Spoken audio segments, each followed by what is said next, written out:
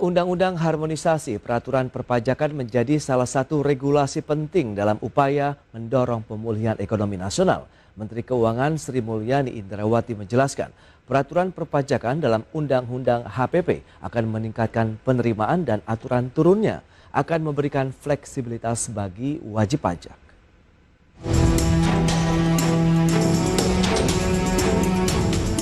Peraturan pajak baru yang tertuang dalam Undang-Undang HPP dipastikan akan dapat menjadi berkat bagi perekonomian yang sebelumnya terkoyak akibat pandemi COVID-19. Menteri Keuangan Sri Mulyani Indrawati menjelaskan, Undang-Undang HPP yang memiliki 6 ruang lingkup pengaturan diharapkan memiliki fleksibilitas yang cukup untuk menopang proses pemulihan ekonomi. Sri Mulyani menambahkan bahwa peraturan dalam Undang-Undang HPP memiliki waktu berlaku yang berbeda-beda. Salah satunya program pengungkapan sukarela atau PPS yang akan berlaku mulai tahun 2022 selama 6 bulan. Peraturan ini nantinya akan didukung aturan turunan yang diharapkan mampu memberikan fleksibilitas bagi pesertanya, seperti rencana penerbitan SBN untuk menyerap dana pengungkapan sukarela atau investasi di sektor hilirisasi hingga energi terbarukan. Apakah nanti bisa diinvestasikan dan yang lain-lain, itu di situ nanti kan kita akan atur di dalam PMK, dan dalam penyusunan ini nanti kita lihat bagaimana appetite, kemudian pemikiran, sehingga itu sedapat mungkin bisa di-capture supaya fleksibilitas tetap jalan. Karena saya tahu juga sih kalau mereka harus 5 tahun untuk repatriasi dan ditaruh di dalam surat berharga, berarti mereka harus menunggu. Nah, ini pemerintah juga sebetulnya tidak ingin uang itu juga pasif. Inginnya itu adalah makanya tadi dimasukkan di dalam sektor yang disebut industri hilir atau renewable. Selain program pengungkapan sukarela, dalam Undang-Undang HPP juga terdapat perubahan Undang-Undang PPH berlaku mulai tahun pajak 2022. Perubahan Undang-Undang PPN berlaku mulai 1 April 2022. Sementara perubahan Undang-Undang KUP berlaku mulai tanggal diundangkan. Dari Jakarta, Raharjo Patmo untuk IDX Channel.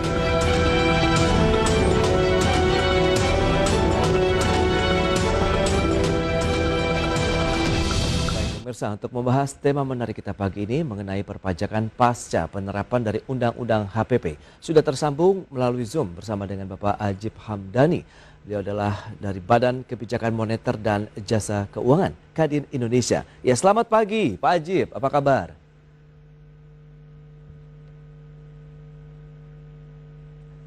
Halo Pak Ajib, audionya boleh di-on-kan?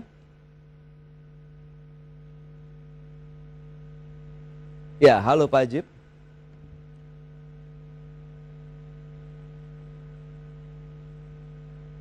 Ya, halo, selamat pagi Pak Ajib. Ya, kami masih belum bisa mendengar suara dari Bapak Ajib Hamdani, anggota dari Badan Kebijakan Moneter dan Jasa Keuangan Kadin Indonesia. Kami masih mencoba untuk menghubungi. Ya, halo, selamat pagi Pak Ajib.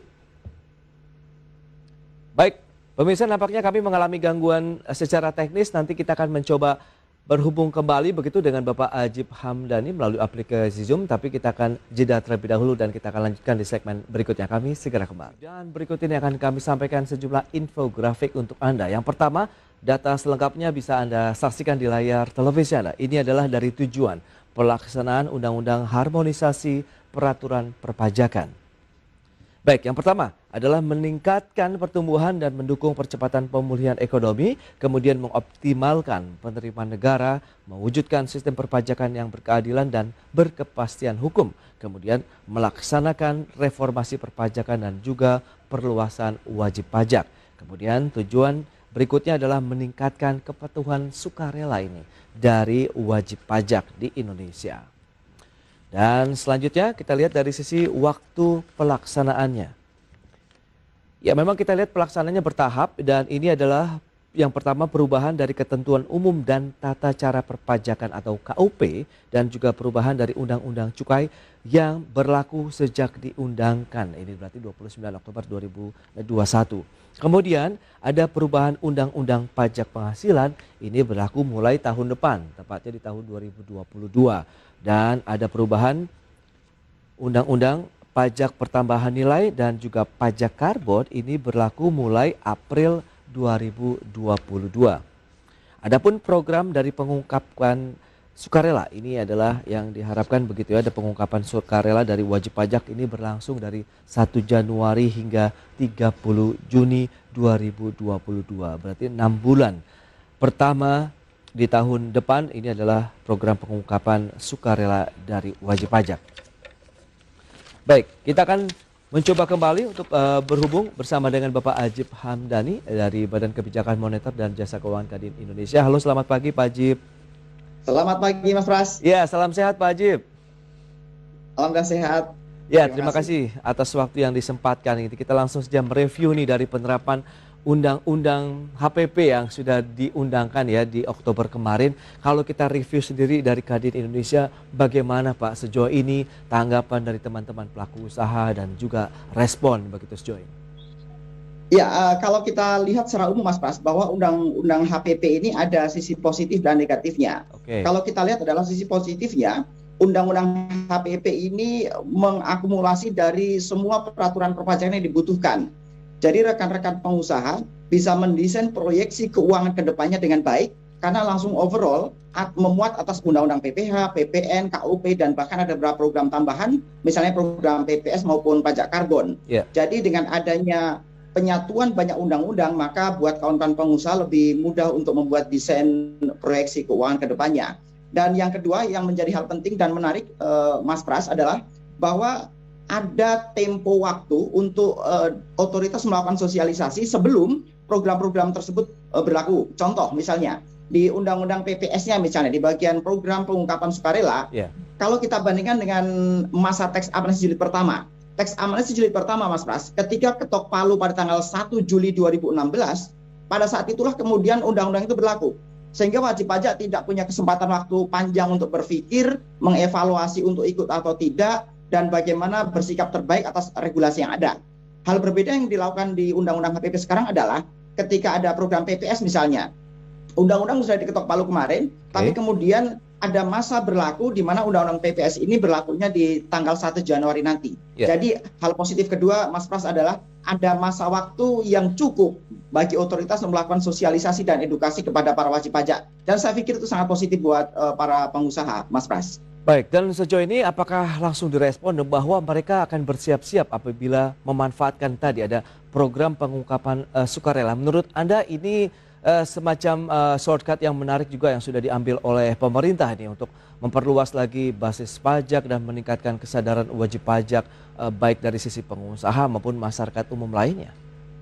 Ya, ini misalnya kita sedikit spesifik ke PPS Mas Pras. Memang PPS ini menjadi sebuah angin segar buat dunia usaha. Dan bukan hanya dunia usaha saya pikir, tapi seluruh lapisan masyarakat. Karena bukan hanya pengusaha, tapi seluruh masyarakat pun bisa ikut dalam program PPS ini yang saya pikir ini menjadi hal terbaik. Karena ada dua hal yang menjadi nilai positif ketika PPS ini dilakukan oleh para wajib pajak. Yang pertama adalah wajib pajak punya kesempatan untuk mengungkapkan semua hartanya melalui program PPS dengan tarif yang lebih murah. Itu yang pertama. Yang kedua, ketika hartanya sudah masuk Mas Pras, misalnya gini, kita punya uang 10 miliar. Ketika sebelumnya kita tidak masukkan harta 10 miliar ini ke SPT kita, maka kita tidak bisa memakai uang ini buat konsumsi. Tapi kemudian ketika kita ikut PPS, melalui tarif insentif yang diberikan melalui program PPS, kemudian masuk ke SPT, maka uang 10 miliar ini bisa kita belanjakan.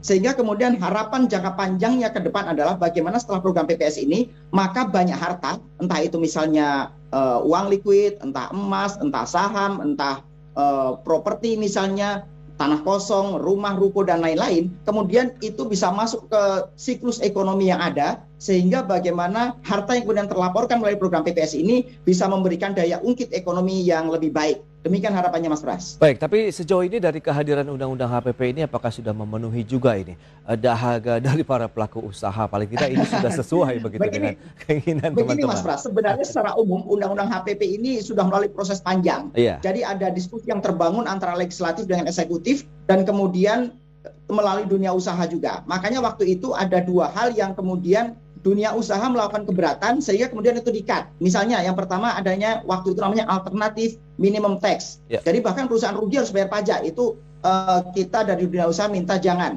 Yang kedua misalnya adanya layering tarif PPN. kalau kita lihat Mas Pras, sekarang ketetapan PPN hanya 11%, itu pun berlaku nanti April 2022.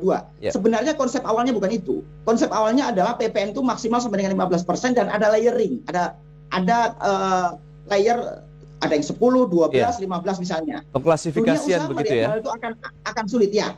Dan kita lihat dan membuat dunia usaha lumayan menyambut positif adalah bahwa setelah undang-undang HPP diketok palu, masukan-masukan dari dunia usaha, misalnya AMT atau alternatif minimum tax dan misalnya layering PPN tadi di-cut. Jadi kalau ditanya apakah undang-undang HPP sudah sesuai dengan harapan pengusaha, secara umum iya. Karena dalam proses itulah dunia usaha memberikan masukan-masukan dan hal-hal yang memberikan kontraproduksi terhadap dunia usaha dan ekonomi itu sudah di-cut dan sudah di-take out dari undang-undang HPP ini. Oke, tadi ada beberapa slide yang sudah disampaikan dari sisi tujuan pelaksanaan Undang-Undang HPP ini atau harmonisasi peraturan perpajakan. Yang pertama, meningkatkan pertumbuhan dan percepatan ekonomi, ini pasti sudah terbukti begitu. Kemudian mengoptimalkan penerimaan negara pun juga ini sudah pasti karena ada beberapa mungkin relaksasi di sana sehingga akan menarik minat juga para wajib pajak di Indonesia. Tapi yang penting adalah mewujudkan sistem perpajakan yang berkeadilan dan berkepastian hukum. Nah, ini bagaimana menurut Kadin begitu? Begini Mas Pras, memang pajak ini mempunyai dua fungsi utama. Fungsi yang pertama adalah namanya fungsi budgeter, yaitu mengumpulkan uang buat negara. Tapi ada fungsi kedua yang diamanahkan oleh undang-undang sehingga bagaimana pajak bisa mempunyai fungsi namanya reguleran, yaitu fungsi pengatur justru bagaimana fiskal itu bisa mendorong perekonomian lebih baik.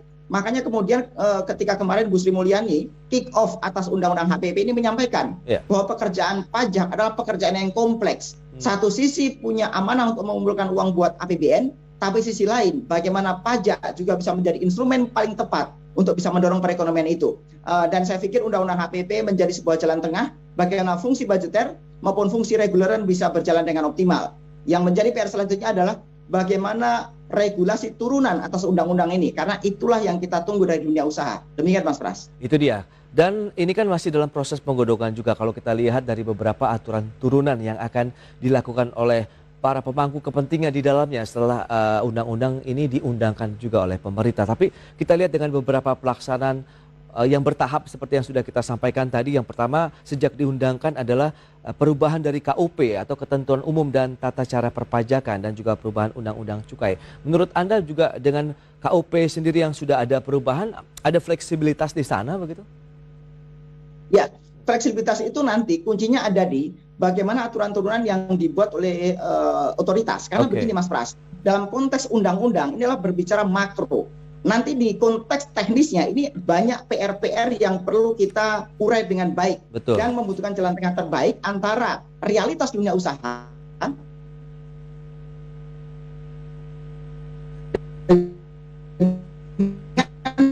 bagaimana apa yang dipengen di undang-undang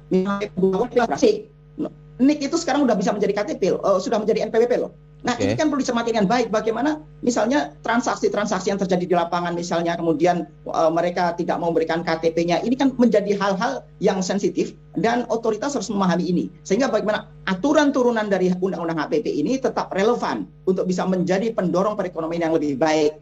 Jadi kira-kira demikian Mas Pras. Baik, tapi dari sisi konteks undang-undang sudah bagus, tapi turunan aturannya itu yang kita tunggu tetap relevan dengan bagaimana kondisi realitas dunia usaha. Karena namanya dunia usaha Mas Pras, itu kadang-kadang satu maju lebih cepat daripada aturan-aturan yang ada. Nah ini yang perlu dibaca dengan baik dan dengan presisi oleh otoritas. Demikian Mas Pras. Dari sisi payung hukum kita sudah punya ya dari undang-undang HPP. Kalau yang perlu dijabarkan lebih lanjut memang adalah aturan turunannya karena yang akan mengatur lebih teknis nih untuk pelaksananya di lapangan. Dan ini perlu ada sinkronisasi tidak sih? Perlu ada hearing juga kah dengan pelaku usaha kalau memang ini kaitannya untuk kepentingan bersama atau memang karena ini sudah sesuai dengan nafas yang bahwa ada keadilan di sana kemudian juga kepastian hukum. Jadi mungkin pelaku usaha sudah akan menyerahkan sepenuhnya saja kepada pemerintah dalam pembuatan aturan turunannya ini, Pak Haji. Tentunya dunia usaha melalui asosiasi-asosiasi yang terkait dari Kadin, dari Apindo, dari HIPMI, dari asosiasi emiten misalnya, kami sangat siap untuk menjadi bagian partner strategis dari otoritas untuk bisa mendesain aturan-aturan yang lebih executable, aturan-aturan yang lebih pas di lapangan dan aturan-aturan yang bisa dijalankan di lapangan dan bisa memberikan dorongan positif terhadap dunia usaha, Mas Pras.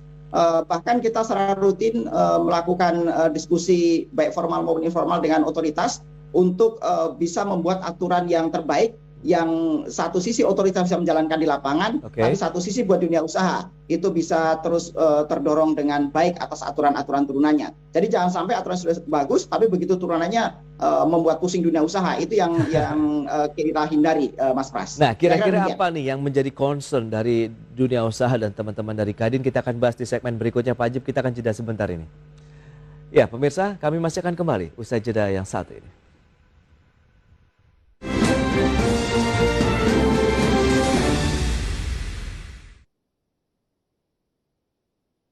Anugerah CSR IDX Channel 2021 merupakan ajang bergengsi yang memberikan penghargaan kepada perusahaan-perusahaan yang telah menunjukkan kualitas unggul, strategis dan berkelanjutan terhadap program-program CSR, dan merupakan ajang yang akan mendorong keberlanjutan program CSR di Indonesia. Saksikan Anugerah CSR IDX Channel 2021 hanya di IDX Channel.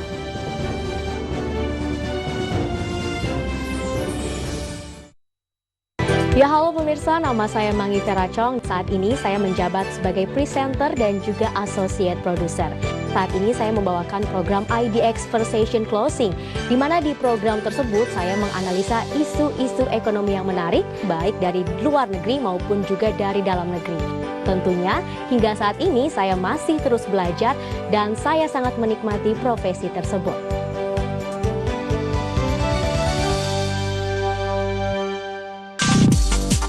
Awali hari Anda dengan beragam informasi bisnis terkini yang kami kemas dalam berita teraktual dan berkualitas.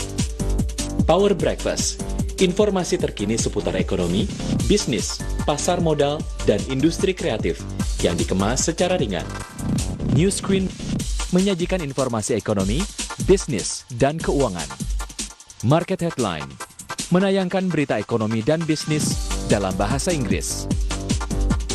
Saksikan program-program berita ekonomi dan bisnis terkini langsung dari sumbernya, live hanya di IDX Channel. Your trustworthy economic, business, and capital market channel.